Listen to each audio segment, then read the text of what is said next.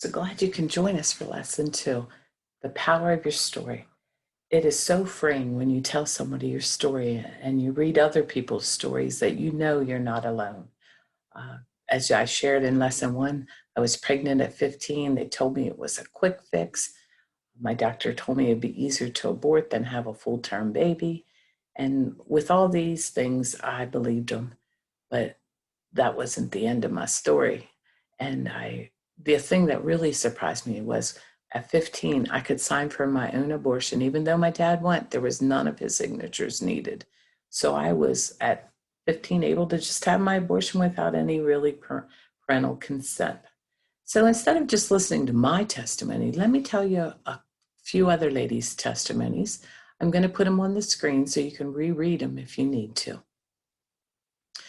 First, I'd like to introduce Jessica Ray. She grew up in a town where everyone knew everyone. My mom was a hardworking single mom. This was because at the age of 7, my dad split and never returned. I guess that is where my story begins. At the very early age, I was introduced to alcohol and molested by another man I trusted. At that point, I told myself that I must not be worthy of good things. I felt that my dad didn't want me, the other man I trusted hurt me, and my mom was never there. And in my mind, that is how I felt. Now I wish I would have told her. So I got older, alcohol and sex was a way I felt wanted. Unfortunately, I ended up pregnant not once, but 3 times, which all ended in abortion. By the age of 18, I had 3 abortions and my life completely spiraled out of control. At the age of 24, I got diagnosed with cervical cancer, had a procedure that was told I wouldn't be able to get pregnant, and if I did, I wouldn't be able to carry the full term. Guilt, shame, and anger only led to more drinking. That was pretty much my life until I was 31. I remember feeling sick, tired. I thought I was dying. I thought all my bad had caught up with me. I go to the doctors and he tells me I'm 12 weeks pregnant. Needless to say, God got a hold of my heart. I stopped all my bad habits, smoking and drinking, and I was blessed with a beautiful baby girl. When she was 3, I gave my life to the Lord. I was blessed to get married and have another child at 38, a baby boy. My guilt grew deeper even when I knew that I was forgiven. With those 3 precious babies, I was still hanging on to the secret for a long time. It affected my relationship till I was 48 when I was offered through CareNet an aftercare program.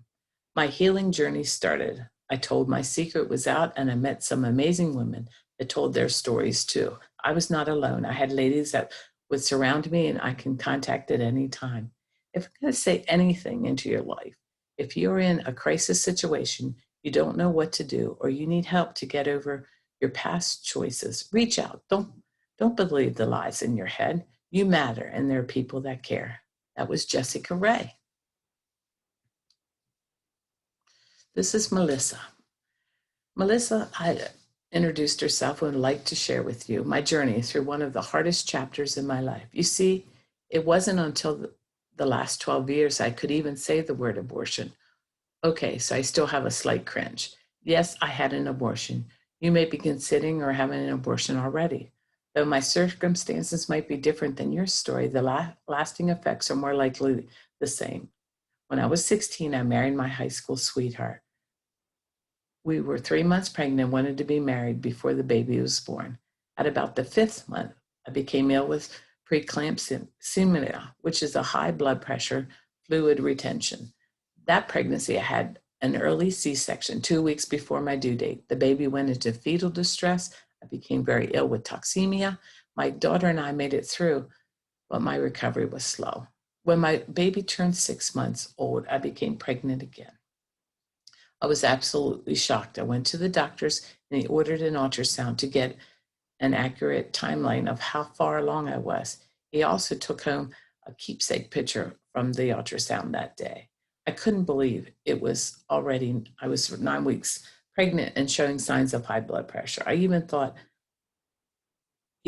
an abortion, but it wasn't even it was presented to me at the time as an option by my doctor. I was completely confused. I was 16, married, already a mother, and now another baby. I thought about that. was what was I going to do? I was told by the nurse that the abortion is a quick procedure. You're in and out with like a doctor's visit, just an hour. That they couldn't be even more wrong. After several weeks of decision making, my husband and I decided to go ahead and make an appointment to have an abortion. So at the 13th week of pregnancy, I walked into a Victorian home made into a clinic for women. You see, no one ever explained to me that every moment of that day, from the clinic to what clothes I was wearing, would forever be burned into my memories. No one mentioned to me the blood work, counseling before the procedure, the IV sedation, physical pain, the ultrasound they used during the procedure, or the protesters waiting outside. No one told me that I would have a doctor that was rough with his touch or would be stern with no bedside manners. They certainly didn't tell me that the sedation wouldn't work, but would amplify everything I was experiencing during the procedure. During the procedure, they had to use an ultrasound because I didn't want to let go of my baby. I didn't know that I could feel life leave my body. My heart was completely broken. A year later, winning a class of parenting, we passed around these little baby dolls the size of the early stages of pregnancy. That is when I realized this baby was already formed and not a clump of tissue. I slipped into depression to the point that I almost took my own life. See, after an abortion, I didn't know what I would experience, such extreme and painful guilt and remorse. I also found that many other emotions surfaced, such as shame, regret, flashbacks, nightmares, extreme sadness. The grief became severe depression with unforgiveness and anger for me and towards my husband. Each doctor's visit, they would ask how many pregnancies I had. I had to say that word abortion. 31 years ago, I had an abortion. My heart still hurts when I think of the dreadful day, September 17th, 1988. Will always be emotional and forever imprinted in my heart and memory. So there are two of the women's testimony along with mine, and I will continue to share mine as we go. Take the time, write yours down, get it out. You can email me, text me, call me. I would love to hear from you. Or tell a trusted friend, but I believe you could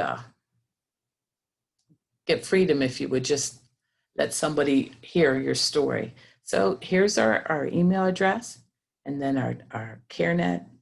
It's a confidential line, anonymous. You don't even have to say your name. And I would talk to you and get the help that you need. And if you have additional help, we can help in that area. And I'm just excited for what you will find freedom in while you share your story. So I'm going to let you go for now, and I hope that you join us for lesson 3, which is on our grief and our anger. And I'll read you some of my angry letters. And they were angry letters for sure. Take care, and I'll let you go now. Bye now.